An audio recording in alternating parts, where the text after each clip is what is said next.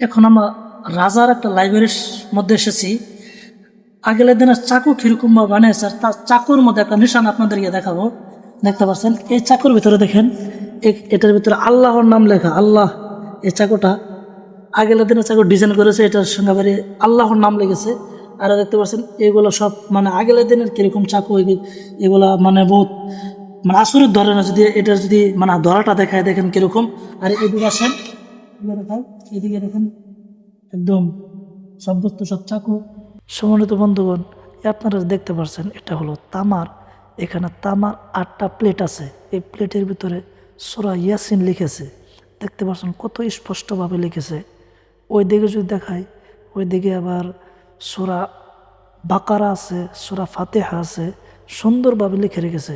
হতে পারে সেই জামানার ভিতরে কাগজ ছিল না, সেই জন্য এগুলো তামার প্লেটের মধ্যে লিখেছে। দেখতে পাচ্ছেন কত সুন্দর।